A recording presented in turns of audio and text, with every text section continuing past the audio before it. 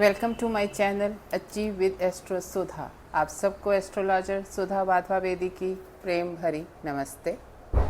आज के एपिसोड के अंदर हम बात करेंगे कि आपके चंद्र ग्रह को, यानी कि अगर मून प्लैनेट आपके चार्ट के अंदर वीक है तो हम क्या उपाय करें, क्या रेमेडीज़ करें जिससे उसे स्ट्रेंथन कर सकें या पावर दे सकें।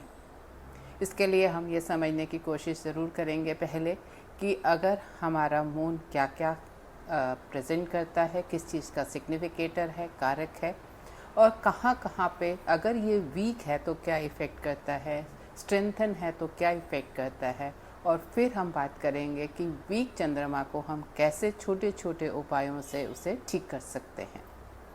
तो वैदिक एस्ट्रोलॉजी के अंदर चंद्रमा को मानस का कारक कहा जाता है, यानी कि ये कारक है हमारे दिमाग का, सबकॉन्शियस कॉन्शियस माइंड का, हमारे इमोशंस का, मदरली लव का, मेंटल पीस का। ये गवर्न करता है सेंसिटिविटी को, इंट्यूशन को, या हम कैसे लाइफ सिचुएशंस को रिस्पॉन्ड करते हैं इमोशनल स्टेट के ऊपर। तो ये जो हम मून की बात करते हैं, तो ये जो बहुत, अगर आपके चार्ट में एक अच्छा मून है तो वो आपको बहुत ज़्यादा पीस देगा, इमोशनल बैलेंस देगा, नर्चरिंग क्वालिटीज़ आपके अंदर आती हैं बाय अपने आप से। नेचर ही जो आपका है वो नर्चर करने वाला होता है। आपको हर किसी की एक प्रॉब्लम समझ आती है और आपको उस एंगल से आप देख सकते हैं। लेकिन अगर आपका मून जो है वो वीक है, अफ्लिक्टेड है, या उसके अंदर षड्बल की कमी है, डिग्निफाइड नहीं है, तो उस केस के अंदर हम ये कहते हैं कि ये एंग्जाइटी का बहुत मेजर इशू देता है। बहुत मूड स्विंग्स आपके अंदर आते हैं, ओवर थिंकिंग या नेगेटिव थिंकिंग की बहुत ज़्यादा प्रॉब्लम इसके साथ आती है। रिलेशनशिप्स के अंदर बहुत ज़्यादा इंस्टेबिलिटी रहती है। आपका मेंटल हेल्थ बहुत डिस्टर्ब रहता है। मदर के साथ आपके रिलेशंस काफ़ी जगहों पे ख़राब देखे गए हैं, या मदर हेल्थ के ऊपर इसका इफ़ेक्ट आता है। कई केसेस के अंदर हमने ये भी देखा कि आप बच्चे का साथ जो है वो अपनी मदर से बहुत जल्दी छूट जाता है, यानी कि हो सकता है कि उसको हॉस्टल्स में रहना पड़े, हो सकता है कि मदर की डेथ जल्दी हो जाए। तो कोई ना कोई कारण बनता है कि अगर आपका मून बहुत वीक है तो जो आपको मदर का एक शेड मिलना चाहिए, नर्चरिंग मिलनी चाहिए, वहाँ पे वो वीक नहीं मिल पाता है, वो चीज़ छूटती है आपकी लाइफ के अंदर। तो मून रिप्रेजेंट क्या कर रहा है? मून रिप्रेजेंट कर रहा है हमारे माइंड को, हमारे इमोशंस को, मदर एंड मैटरनल एनर्जी को, वाटर एलिमेंट जो हमारे बॉडी के अंदर हैं, फ्लूइड्स हैं जो बॉडी के अंदर, वो सब भी मून से गवर्न होते हैं। हमारी स्लीप, नरिशमेंट, ओवरऑल पीस, ये सब चीज़ें जो हैं हम मून से ही देखते हैं।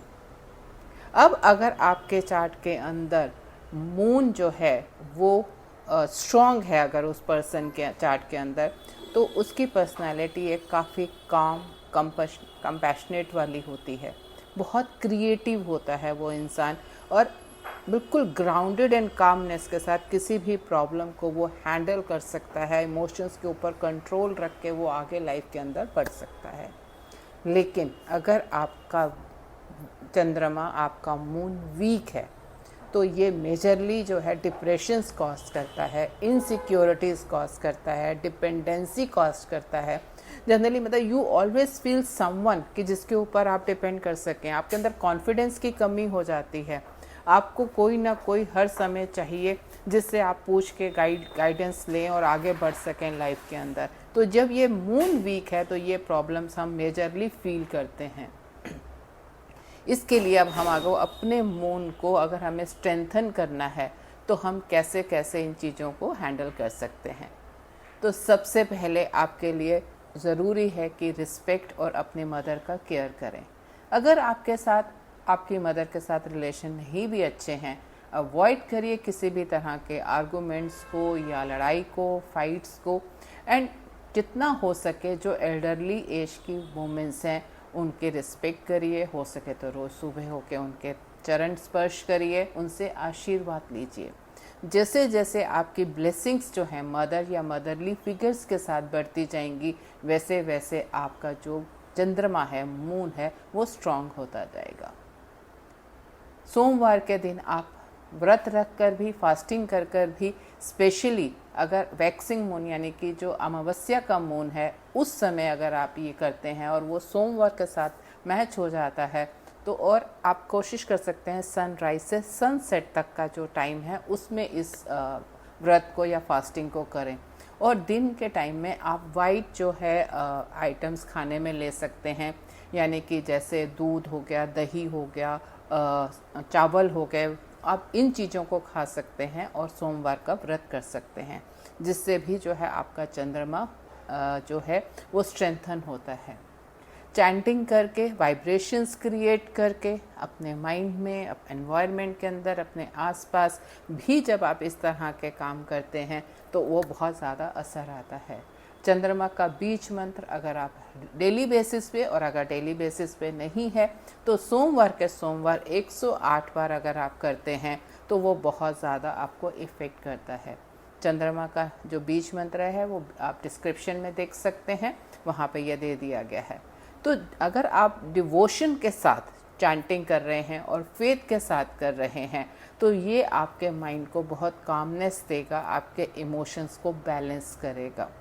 तो कोशिश करिए जिनका चंद्रमा वीक है वो अपना डेली बेस पे इसे कर सकें।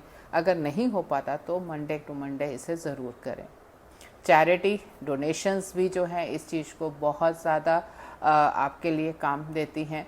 मंडेज़ को स्पेशली पूर्णिमा वाले दिन अगर आप ये चैरिटी और डोनेशन ज़्यादा करते हैं तो इसका इफ़ेक्ट बहुत ज़्यादा आता है। फिर चैरिटी के अंदर आप जो है वाइट कलर की चीज़ें, चाहे वाइट कपड़ा है, खाने की दही है, दूध है, चावल है, चीनी है, जो भी वाइट कलर की चीज़ है उसे अगर आप दान में देते हैं तो अगेन वो आपके मून को बहुत ज़्यादा स्ट्रेंथन करता है।